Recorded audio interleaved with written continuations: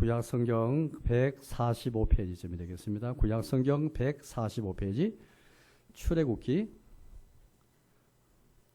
40장 1절 2절 두 구절 말씀만 읽겠습니다. 같이 읽겠습니다. 여호와께서 모세에게 말씀하여 이르시되 너는 첫째 달 초하루에 성막 그 회막을 세우고. 아멘. 모세를 통해서 이제 성막 회막을 세우는 장면인데요. 하나님의 집인데 하나님의 집의 성막이라는 것은 이제 거룩한 장막이란 말이죠. 사람이 사는 이제 곳이 이제 이스라엘 백성들이 텐트를 치고 장막을 그렇게 이제 만들고 살았잖아요. 근데 이 장막과 구별되는 하나님의 집, 즉 성막을 만들고 회막이라는 것은 특별히 이제 이 성막이 하나님 집인데 하나님께서 이곳에서 만나는 집이기 때문에 회막이에요. 회막이라는 만날 회자거든요. 만날 회. 하나님과 만남이 있는 장막이라는 뜻이 되겠습니다. 이게 하나님의 집이란 말인데, 이 말씀을 조금 뒤를 제쳐놓고 지난주에 했던 설교를 좀 더 한번 보충해서 좀 한 다음에 오늘 말씀을 좀 볼까 싶습니다. 사람이 무엇으로 사는가? 사람이 무엇으로 사는가? 유명한 소설 제목이죠. 사람은 무엇으로 사는가? 사람은 하나님의 은혜가 아니면 살 수가 없습니다.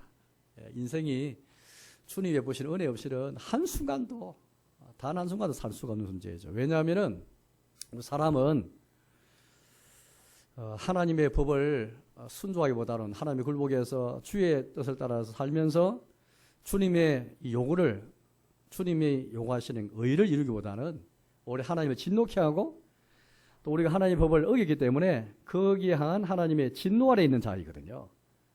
그래서 우리 늘 하나님의 진노 아래 있고 하나님의 심판 아래 있고 하나님의 형벌을 받아 마땅하고 하나님을 진노케 하는 그런 자들인데 저주 아래 있는 자들인데 바로 여기서 피하기 위해서 우리가 하나님의 은혜를 받지 않으면 안 되는 거예요. 왜 우리가 하나님의 은혜가 필요한가? 왜 사람이 인생을 살아가면서 은혜가 왜 필요한가? 은혜 안 받으면 우리는 우리가 지은 죄 때문에 매일매일 우리 하나님의 법을 절금으로 순종하기보다는 하나님을 다 거스르죠.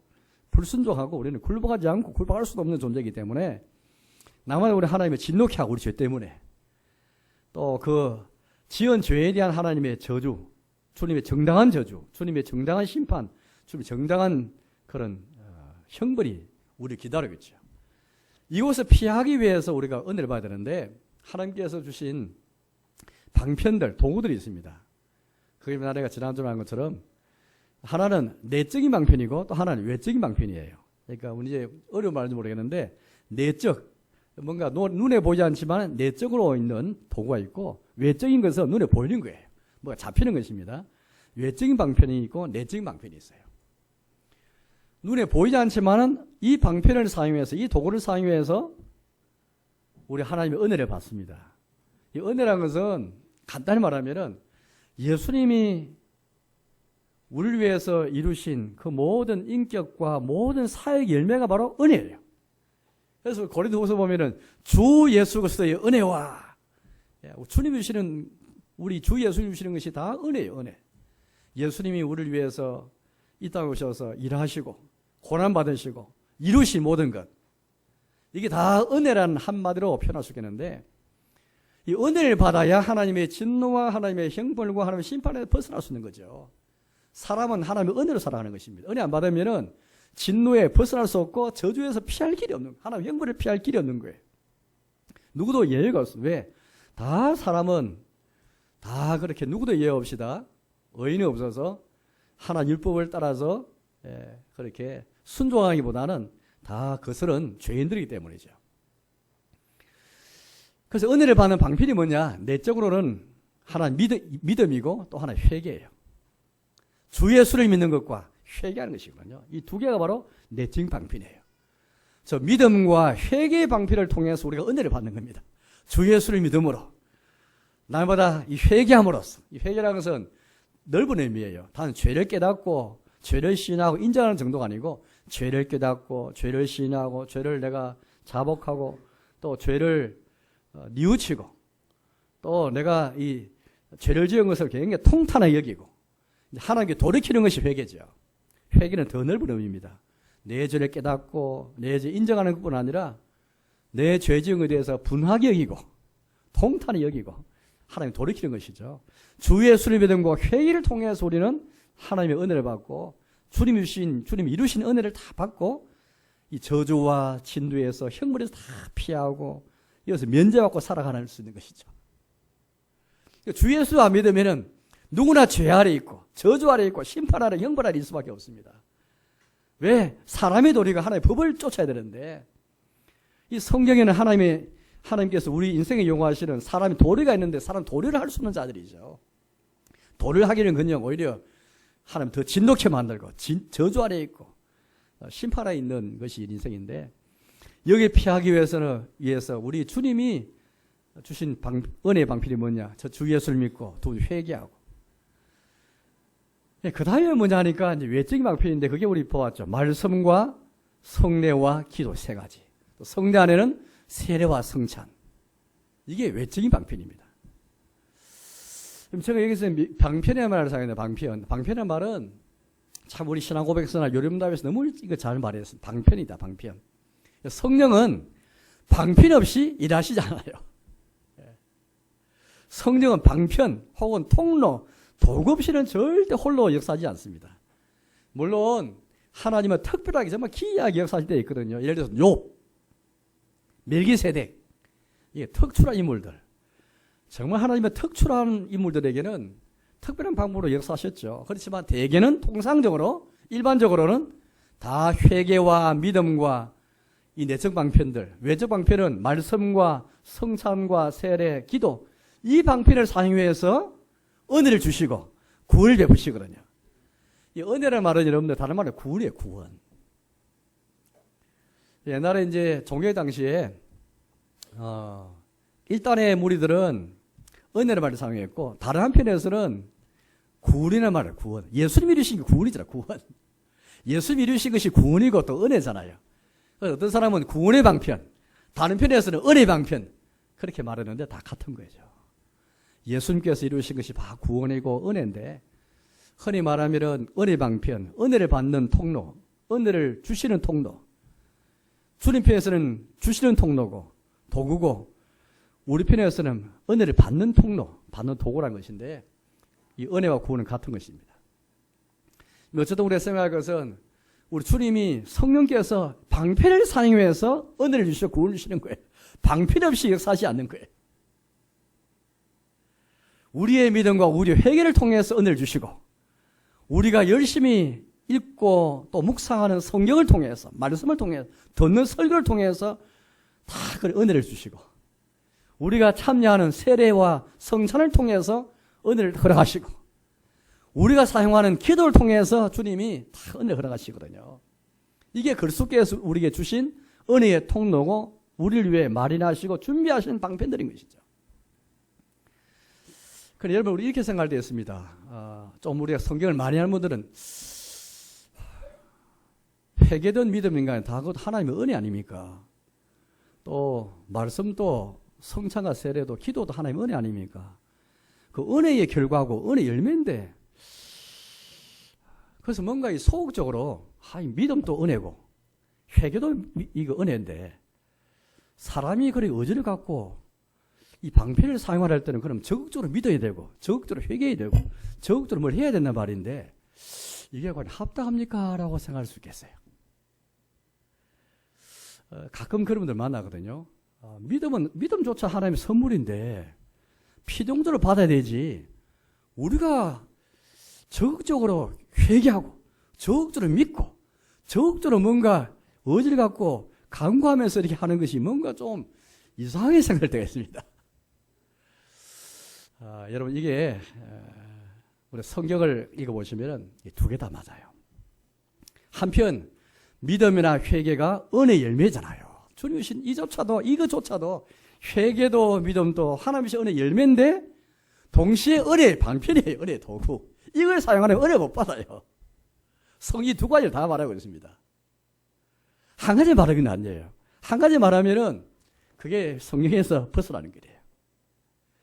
너무 심지합니다. 회개도 믿음도 하나님이 주신 은혜의 결과고 은혜의 열매인데 그래도 불구하고 하나님께서는 은혜 받기 위해서, 은혜 주시기 위해서 주님이 사용한 도구가 뭐냐니까, 성령께서 우리에게 은혜 주시기 위해 사용한 도구가 뭐냐니까, 그게 믿음이고 회개. 믿는 자에게 하나님이 은혜를 주시고, 회개한 자에게 하나님이 구원을 허락하시고, 말씀을 부지런히 듣는 자에게 하나님이 은혜를 허락하시고, 성찬과 세례에 부지런히 참여하는 자에게, 준비하는 자에게 주님이 은혜를 허락하시고, 기도도 마찬가지죠. 믿음으로 기도하고 열심히 기도하는 자에게 하나님께서 길을 여시고 복을 허락하시는 것이죠. 소극적으로 자꾸 이렇게 은혜의 결과라는 걸 강조하면은 적어도 믿음을 안 가져요. 회개 안 해. 부지런히 말씀을 알리는 거예요. 성령은 절대 방편 없이 역사하지 않습니다. 방편 없이 역사 안 해요.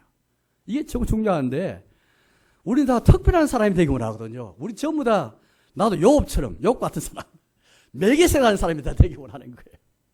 그러나 우리는 다 죄인이어서 통상적인 방편이 다 필요한 사람들입니다.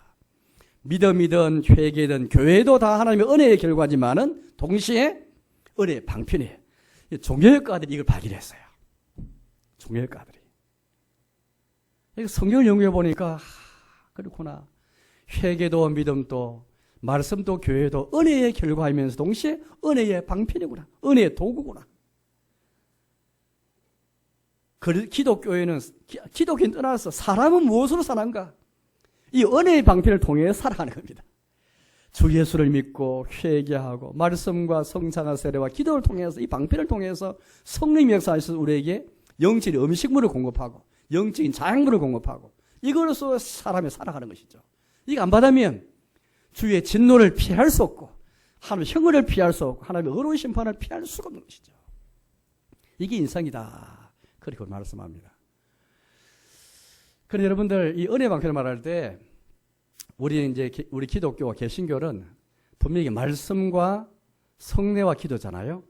여기 천주교 한번 비교해 봐야 돼요. 천주교. 천주교는 은혜를 받는 방편은 말씀도 없고 말씀도 빼버리고 기도도 빼버리고 성례, 우리 성례가 두 개잖아요. 세례 성찬인데 세례와 성찬 두 가지에다 5가지 합쳐가지고 일곱 가지 성례, 7성례 7개의 성례를 사용해서 그게 은혜의 방편이다 그렇게 말합니다. 큰 차이죠. 그래서 천주교 신자들이 왜 기도 안 하고 왜 말씀 공부 안 하는지 다 이유가 나옵니다. 제일 중요한 은혜의 방편은 말씀이네. 말씀. 하나님 말씀을 통해서 말씀을 듣고 읽는 자를 읽고 묵상한 자를 통해 성령 역사하셔가지고 죄를 깨닫게 하시고 믿음을 일으켜 주시고 회개하게 하시고 그래 은혜를 베푸시는데 천주교는 어떻게 하냐면요. 7가지 성례인데 세례성찬 외에도 견진성사, 올해 신부만이 그렇게 받는 성직 수임성사, 또 결혼도 성사예요. 성사, 결혼성사, 종부성사. 종부성사라는 것은 이제 죽을 때 그렇게 이제 받는 그런 성사가 되겠습니다. 이런 성사를 쭉 합쳐가서 7가지 나오는데 이건 자동적으로 이건 받는 자의 믿음과 상관없이 성령의 역사하심과 상관없이 우리는 분명히 성령이 역사하실 때 방편을 통해 성령은 역사하시고 이건 방편에 불과하고 방편이라는 것은 방편이거든요. 방편은 주체가 아니에요. 뭐냐면 성령이 주체고 방편은 사용되는 도구잖아요. 성령이 이 방편을 사용해 도구를 사용해가지고 은혜 주시는데 주 예수 믿으시는 은혜를 우리 허락하시는데 근데 이 천주교 이 7성례를 보고 천주교는 뭐라 하냐니까 성령 역사님 관계없이 받는 사람의 믿음도 상관없이 성례 그 자체가 하나의 통로고 성례 그 자체가 하나의 도구예요. 자동적으로 은혜를 받는 자동적으로 은혜가 주어지는 통로가 바로 성례를 보는 거예요. 그래서 세례를 받더라도 성찬 받더라도 받는 사람이 믿음 없이 우리는 믿음의 입으로 떡을 받고 잔을 마셔야 되는데 성령이 역사하셔야 이게 우리 효과가 나타나는데 그러나 천주교는 생각하지 않습니다. 받는 사람이 믿음 없어도 받는 사람이 믿음 없어도 성령이 역사 안 해도 일단 성찬에 참여하면은 떡을 먹고 또 세례 받으면 또 혼인성사 받으면 또 무슨 성사 받으면은 그 자체로 하나님의 은혜가 다 주어진다 믿는 거예요. 자동적으로. 그 말씀은 뭐냐? 말씀은 그냥 정보를 제공하는 것이고 호소하는 역할밖에 없고 성령가 그냥 자동적으로 하나님 은혜를 전달하는 것이다.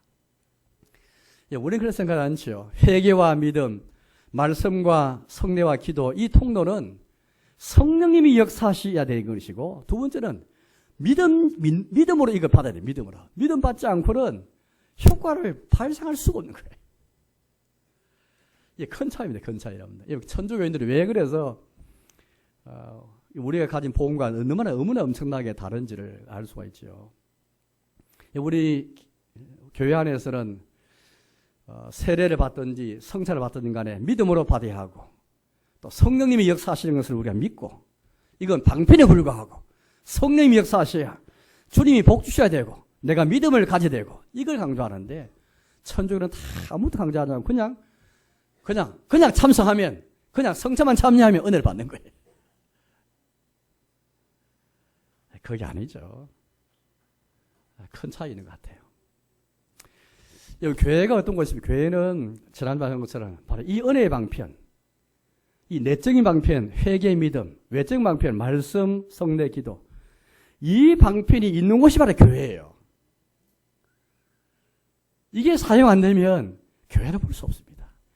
교회가 먼저 있고 이게 사용하는 게 아니에요. 이 은혜의 방편이 잘 전달되고 있는가? 이 교회 역사를 보시면은 참 불행하게도 이 순수가 거꾸로 된 게 많아요. 순수가 거꾸로입니다. 교회 안에서 직분자들이 내적인 방편, 외적인 방편, 특히 말씀과 성례와 기도, 외적 방편, 이걸 사용해서 주님이 우리 은혜를 허락하시는 것인데, 정말 겸손하게 잘 받들어서 잘 전달해야 되는데, 이걸 자기의 이루고자 하는 목적을 위해서 만약에 사용한다면 어찌 될까요? 기도도, 성찬도, 세례도, 하나님의 말씀도 자기가 이루고자 하는 목적을 위해서 이걸 사용한다면 어찌 되겠어요? 이게 우리가 조금 어려운 말로 하면 사유화인데, 사유화. 자기 개인. 그래서 공금을 착봉하는 게, 그게 공금을 착보하듯이 공금이라는 것은 우리 모두의 돈인데 내 돈인 것처럼 착보하는 게 사유화잖아요. 사유화. 공금은 우리 모두의 돈인데 내 개인 돈인 것처럼 함부로 횡령하고 착복하는 것이 사유화인데, 이 하나님의 교회에 은혜의 방편이 있는 것이 그게 바로 교회인데, 은혜의 방편을 내 마음대로, 내 임의대로, 내 뜻을 위해서 사용하면 그게 공금횡령과 똑같은 거죠. 그게 사유화입니다. 여러분, 하나님의 교회가 있지만은 은혜의 방편이 없으면은, 은혜의 방편이 제대로 전환되면 그게 교회가 없다 할 수 있습니다. 아무리 교회가 조직이 있고 제도가 있고 건물이 있어도 은혜 방편이 다 직분자를 통해서 이 은혜 방편을 잘 전하는 위에 직분자가 부름받고, 이게 있는 곳이 바로 공예배고, 이 은혜 방편이 제대로 이 직분자 받들지 못하고 공립에서 못하면 이게 교회가 타락하고 부패하는 것이죠.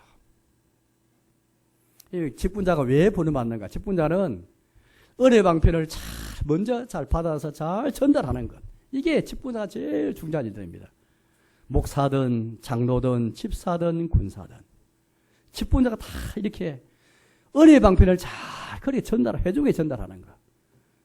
공금을 찾고 횡령하듯이 내 목적을 위해서, 내 탐욕과 그 어떤 소원을 이루기 위해서 이렇게 사리사욕으로 활용하는 것이 아니라 주님이 자기의 교회에 주신 은혜의 방편인 줄 알고 겸손하게 받들어 잘 전달하는 것. 이게 직분자 할 일인데, 오늘 우리 주변에 보면은 얼마나 은혜의 방편이 사유화되고, 은혜의 방편, 하나님의 교회에 주시는 공적인 은혜의 방편인데, 이걸 직분자 개인이 잘못 사용하고 잘못 활용해가지고, 이거 영적인 자양분과 영적인 음식이 아니고 해로운 독이 들어있거나 나쁜 것이 들어있는 음식이 될 수 있다는 거예요.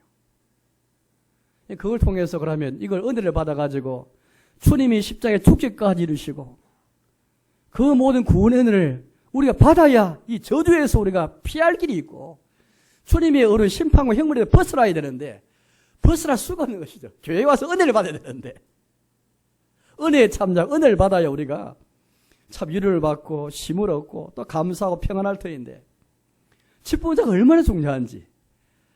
이 교회의 순서가 중요하거든요. 교회가 먼저 있는 게 아니에요. 은혜 방편이 먼저 있고 다음 교회가 있습니다. 은혜 방편이 얼마나 주님이 우리에게 이 은혜 방편을 주셨기 때문에 그래서 공예배가 있고 집분자가 있고 교회가 구성되는 거잖아요. 이 순서가 조금만 잘못되어 버리면 교회가 함부로 이 은혜 방편을 다 이게 사유해가지고 자기 뜻을 위해서 함부로 기도도 자기 뜻을 위해 기도를 사용하고 성찬하는 세례도 마찬가지, 말씀도 마찬가지인 거예요. 제가 이제 목사이기 때문에 참 그런 유혹들이 많거든요. 특히 이 설교 시간에 이제 말씀을 우리가 이제 누구든지 앞에 와서 연설하는 것인데 쉽게 말하면 연설하고 자기 말을 말하는 것인데 목사라고 때로는 뭔가 이끌고 싶은 그런 어떤 목표가 있고 다 말하고 싶은 게 있잖아요. 근데 그게 성경을 잘 해가지고 성경을 잘해 성경이 이렇게 우리에게 말씀하시고 하나님께서 말씀하시는 그게 아니고 내가 말하고 싶은 것을 좀 말씀을 쫙 포장해가지고 하나님께서 다 포장해서 이렇게 말하면 이게 은혜 방편을 횡령하는 것이고 착복하는 것이고 사유하는 거거든요. 기도도 마찬가지예요. 기도도 내가 하고 싶은 그 어떤 그 뜻이 있고 이루어야 할 그것을 기도를 통해서 나타내는 거예요. 회중을 향한 하나님의 뜻과 회중의 필요를 따라서 회중이 필요한 걸 따라서 기도를 해야 되는데 그렇지 않고 내 뜻을 가지고 기도해버리고 내 욕심과 기도해버리면 이게 기도가 은혜 방편인데 은혜 방편이 되지 않고 착복하고 횡령하는 것이죠. 성찬과 세례는 마찬가지인 것입니다. 특히 성찬은 교회의 만찬이고 교회의 식사거든요. 개인의 식사와 개인의 만찬이 아니거든요.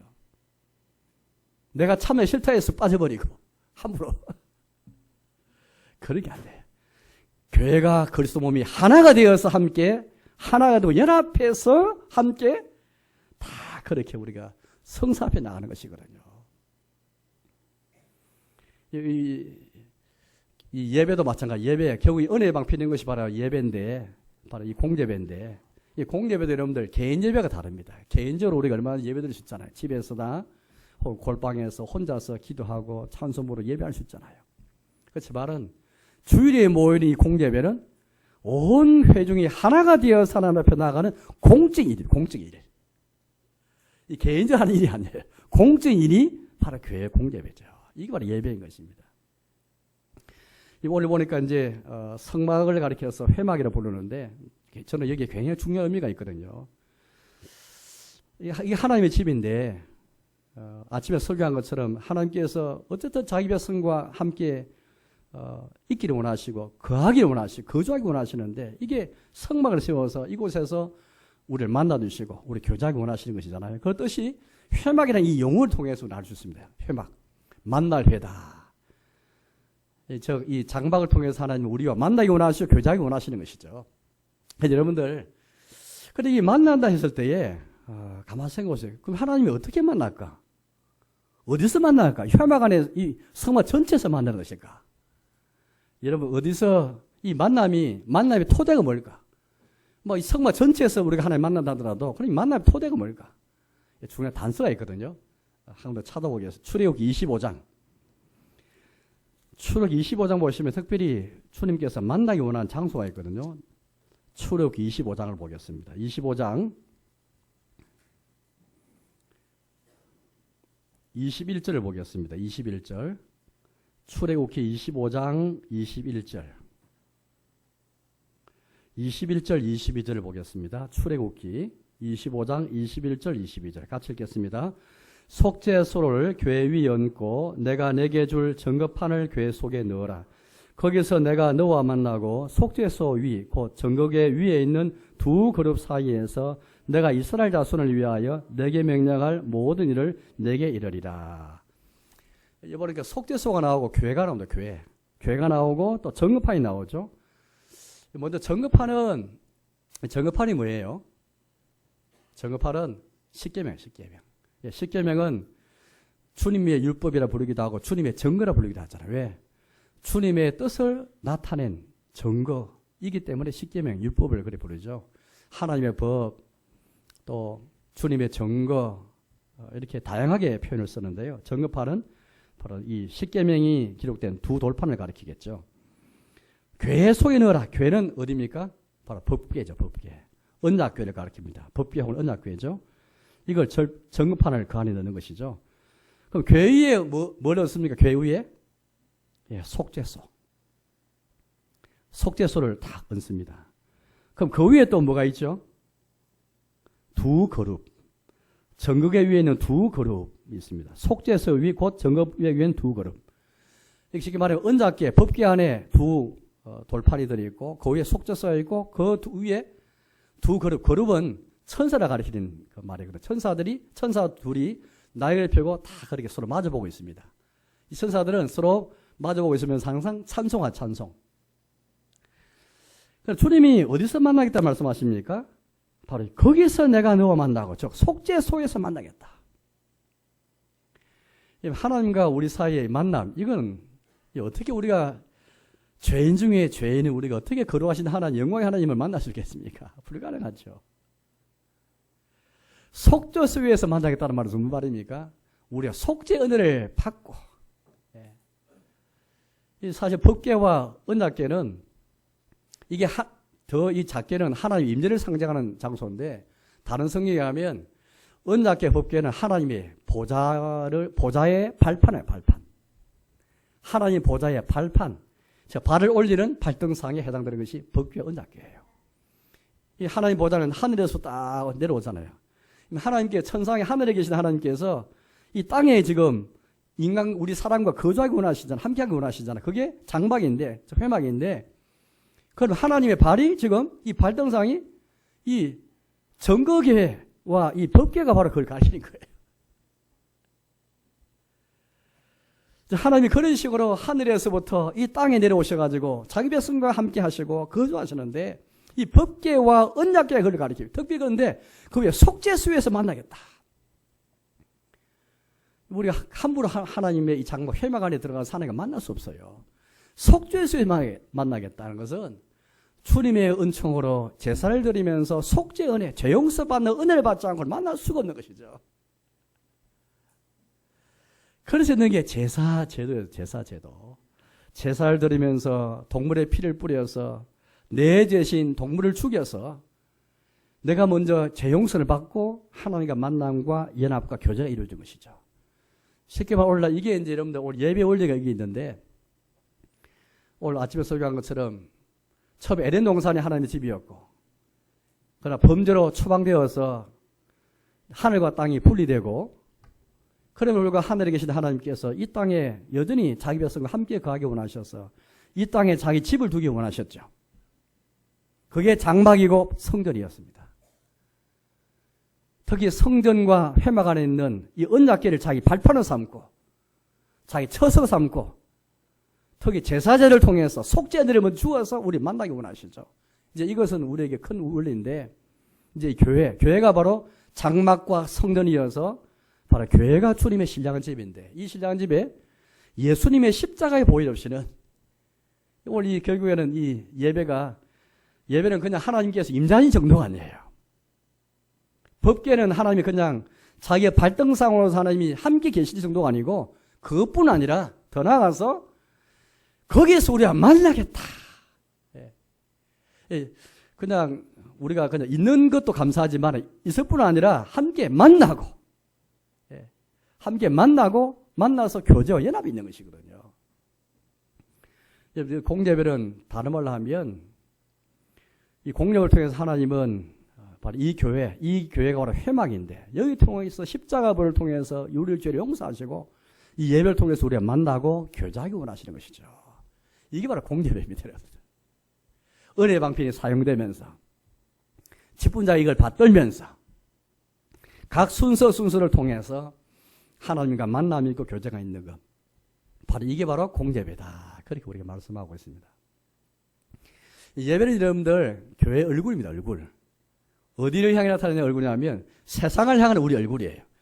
세상에 있는 사람이, 우리 이웃들이 교회 와서 처음 접하는 게 예배잖아요. 예배. 우리도 세상에 대해서 보여주는 것도 우리 얼굴인데 그게 예배예요, 예배. 우리 교회가 세상에 대해서 우리 얼굴을 어떻게 보여주겠습니까? 우리 교회 행사, 등등 많이 있겠죠. 우리 교회가 잘하는 거. 그러나, 공예의 말로 정말 우리 교회가 가지고 있는 얼굴이고, 이걸 나타내 볼 수 있는 얼굴이에요.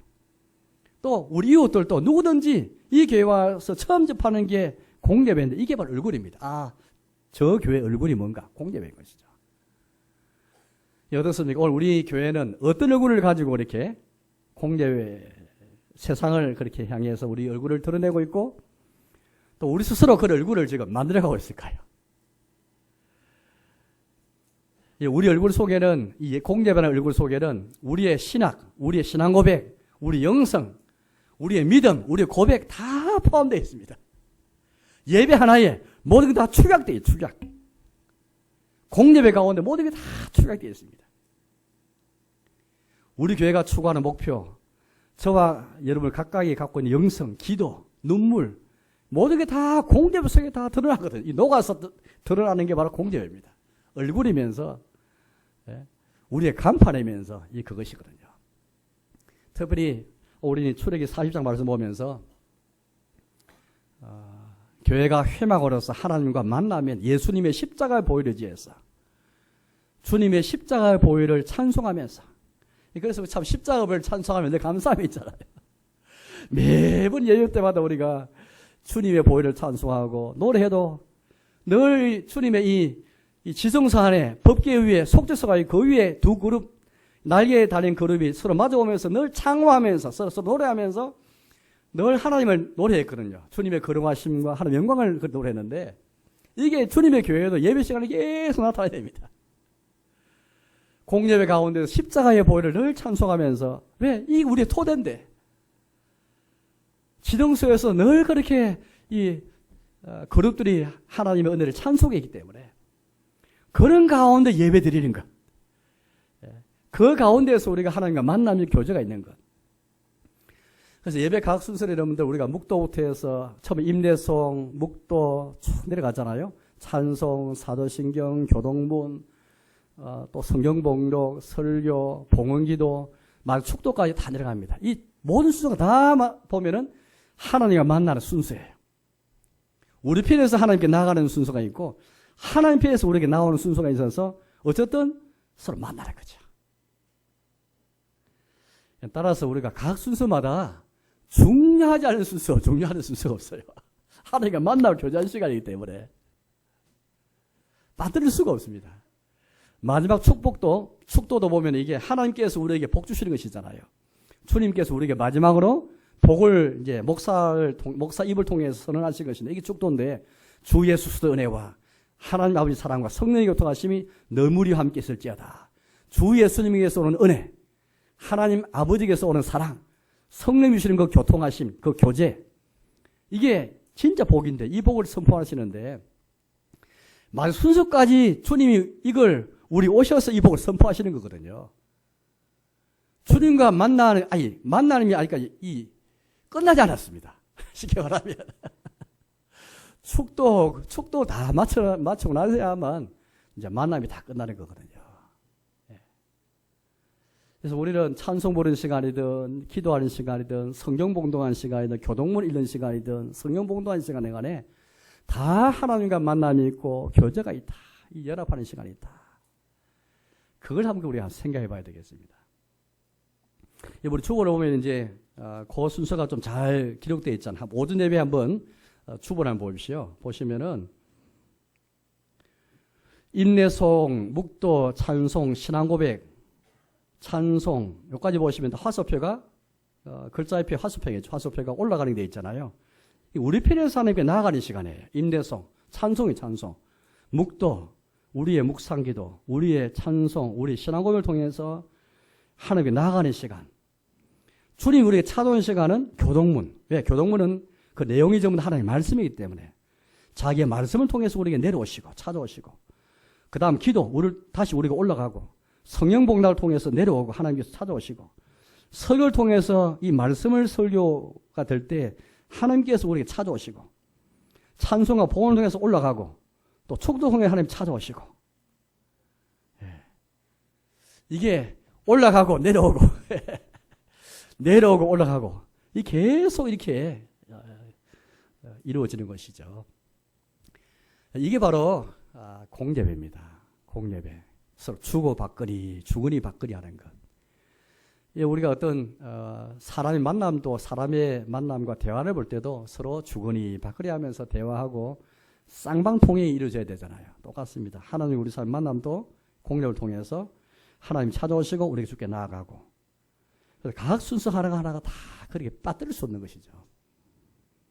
마지막 광고 시간, 환영과 소식은 이것은 이제 올라가고 내려오고 우리 스스로에 대해서, 이건 하나님과 이게 우리 옆으로 대하는 거거든요. 정말 화살표를 잘 해놓으셨네요. 보니까 옆으로 그렇게 우리가 하는 것입니다. 뿐만 아니라 나아가서 그래서 우리가 이제 제가 오늘 최고 제목이 언약과 예배인데요. 제가 지금 우리가 언약을 공부하기 때문에 보다 더 이해가 쉽습니다. 결국에는 보십시오. 이 예배라는 것은 하나님과 우리 사이의 언약이 없었더라면 예배가 어떻게 가능하겠습니까? 예수님의 보혈로 하나님과 우리가 언약된 특별한 관계이기 때문에, 특별한 관계를 우리가 함께 하나님 부르심을 받아서 부름받아 나와서 주 예수 그리스도가 우리의 중보자로서 중보자 은혜를 의지해서 하나님께 나아가는 것인데, 언약이 전제 안 되면 예배가 있을 수 없습니다. 언약이 없이는 예배가 없어요. 어떻게 우리 하나님 앞에 나와 예배 드릴 수 있겠습니까? 아까 출애기 40장 말씀 보고 25장 말씀 보았는데, 이미 우리는 출애기 19장에서 출애기 24장 다 기억하시잖아요. 19장 24장에서 하나님과 그의 백성 사이에 결혼 언약, 사랑의 언약이 있었잖아요. 사랑의 언약. 사랑의 언약이 있고 나서 서로 결혼하고 나면 서로 이제 살아야 되는데, 그게 장막이 장막. 출임과 특별한 관계에 있는 언약 관계인 사람들이 서로 만나서 교제하는 장소마다 장막이었거든요. 그래서 우리는 이 언약이 먼저 전제하고 나서 예배가 있는 것이죠. 그런 면에서 예배는, 흔히 우리 가끔 이제 무슨 연합 예배나 참석하면은 예배 순서 시간에 예수님 안 믿는 불신 정치인들이 와가지고 가끔 축사를 하게 되는 경우가 있습니다. 그건 있을 수가 없는 거죠. 하나님 안 믿는 사람인데 어떻게 예배 참석해가지고. 우리는 이제 불신자 대상으로 무슨 뭐 집회를 해가지고 전도 집회, 또 간증 집회, 부흥 집회를 하잖아요. 집회하고 예배는 차이가 납니다. 집회는 누구든지 와서 다 하면 되고, 물론 예배에도 하나 안 믿는 사람도 뭐 그냥 참석할 수 있겠죠. 그렇지만은 기본적으로 예배라는 것은 예수님을 중보자로 해서 하나님과 자기 백성 사이에 언약이 전제된 언약 맺을 백성들이 예배 드리는 것. 그래 예배 의미도 알고 언약의 의미를 알아야 이게 하나님과 교제 만남이 있는 그 예배. 이게 공예배인데, 우리 예배와 집회를 다 구분해요. 이걸 구분해야 이게 가능할 것 같아요. 옛날에 우리가 이제 그런 게 있었습니다. 우리 이웃을 초청해가지고 집회하는데, 교회 안 나오고 또 예수 안 믿는 사람을 이제 그렇게 초대해서 하는데, 흔히 우리 그걸 열린 예배는 이름으로 그걸 이제 해버렸거든요. 그냥 우리가 뭐 전도 집회하면 괜찮은데, 열린 예배를 하면은, 예배는 다 언약을 전제하는 것이 예배인데, 예배가 어떻게 열려 있고 닫혀 그렇게 되겠습니까?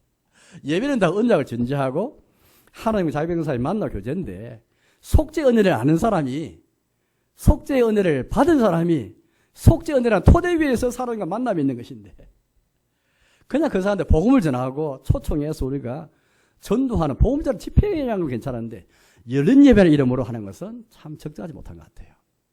그래서 우리는 주일날들은 공예배하고 구분해서 우리는 어쨌든 이웃 초청해서 전도하고 복음을 제시하는 집회, 그건 구분해가지고, 물론 그런 집회에서 찬송 부를 수 있죠. 기도할 수 있죠. 그거 못하란 말이 아니고요. 그러나 어쨌든 공예배하고 집회는 좀 구분해서 우리가 사용해야 되겠다. 예배가 바로 이런 것이라면 그렇게 한번 생각해 볼 수 있겠습니다. 이제 오늘 말씀을 오늘 요건 정도 좀 정리해야 될 것 같은데요. 저는 계속 이어서 이제 다음 주에 이 언약에 대해, 언약과 예배를 조금 더 한번 그렇게 좀 이어가서 좀 설교를 좀 더 진행할까 싶습니다. 오늘 말씀 정리해 볼까요, 여러분들?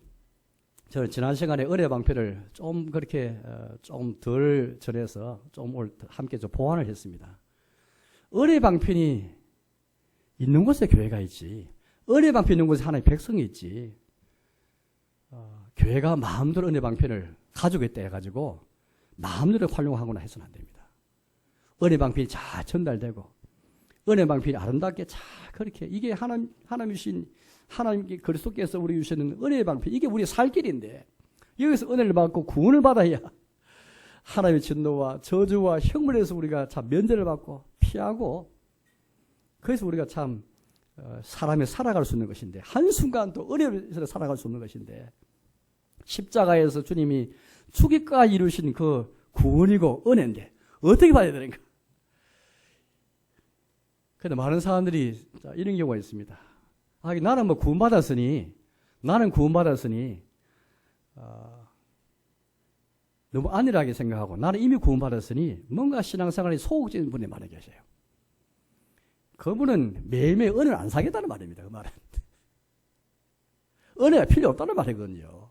우리 매일매일 죄 짓는 사람들인데, 매일 우리 죄 때문에 하나님 진노케 만들고, 매 순간순간 하나님 심판하는 사람들인데, 내세에서나 현세에서 우리의 죄 때문에 하나님의 걸 피할 수가 없는데, 아무리 신자랄지라도, 신자가 지는 죄는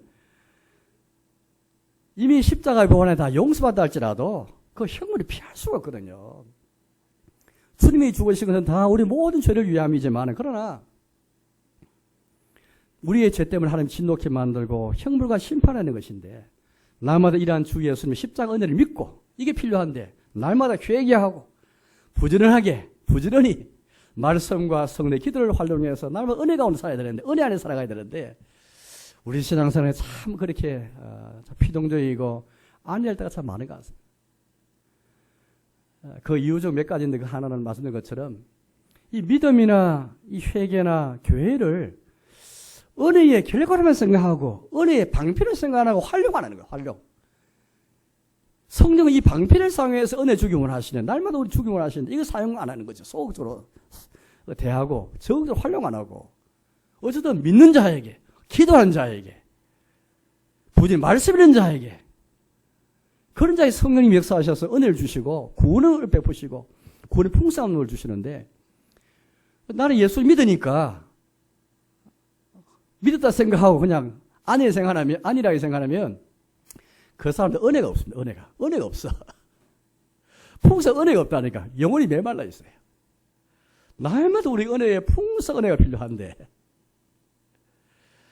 어떻습니까? 주일날만 은혜가 필요한 게 아니고, 우리 매 순간마다 매일매일마다 우리는 개인적으로도 말씀을 읽고 또 기도하고, 어쨌든 회개와 믿음이라는 방편을 사용해서 또 나의 세례를 생각하면서, 내가 참가 성찬을 또 내가 묵상하면서 나마다 더 은혜를 다 풍성히 누리며 살아가야 되는, 그래 은혜에 젖어들고 은혜의 강물 가운데 내가 다 푹 들어가가지고 은혜 속에 살아가야 되는데, 오늘 너무나 많은 사람들이 내가 이미 예수 받아서 천국은 따놨고, 이미 내가 예수 믿었으니 또 뭐 문제없다 생각하고, 은혜의 방편을 활용 안 하고, 나는 은혜가 필요 없다, 그렇게 마치 생각하는 것처럼 살아도 참 많은 것 같습니다.